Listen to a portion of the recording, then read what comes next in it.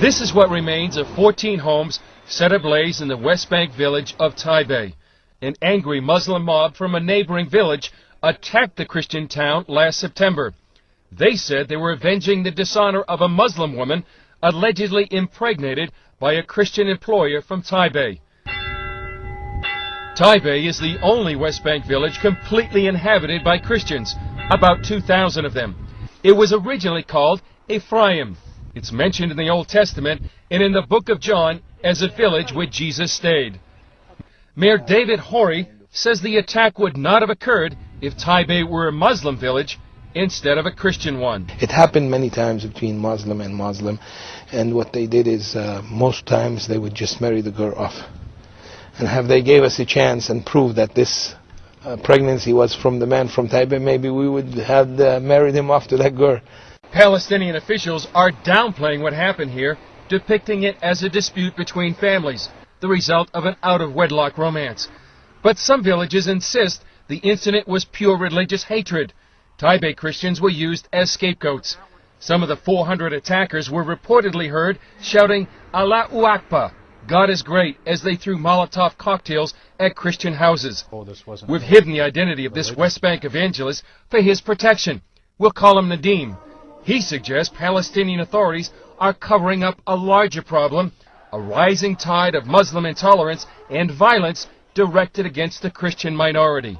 It's a downplay in order to avoid a bigger issue, which would be a fight on the village level when you have villages attacking other villages. It's easier for them to downplay it in order to avoid the bigger problem, which I don't know there will be enough officials around to handle it if it were to come about. The attack on the village of Taibeh is one more example of the precarious position of Christians in the West Bank and throughout the Middle East. Last February, hundreds of Druze Muslims attacked Palestinian Christians in the northern Israeli village of Mugar.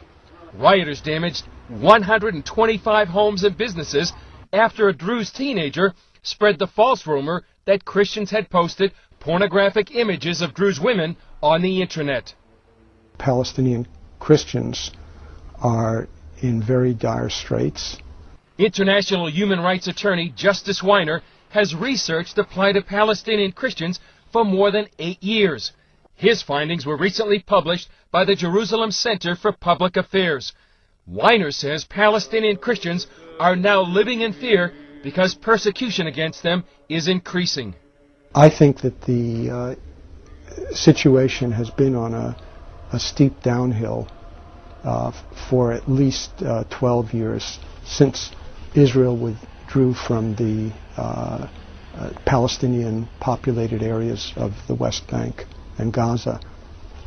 They fear for their own lives, they fear for their family, they fear for their future as a community. A community that many Christians believe will be marginalized as the Palestinians move towards statehood. It's a hurt church, it's a suffering church. There's no mercy. This Palestinian woman suggests the marginalization of Christians has already begun. We'll call her Hanan. We've hidden her identity to protect her from retribution. Hanan says Christians are now being treated as second-class citizens in the Holy Land because Islamists dominate the Palestinian Authority.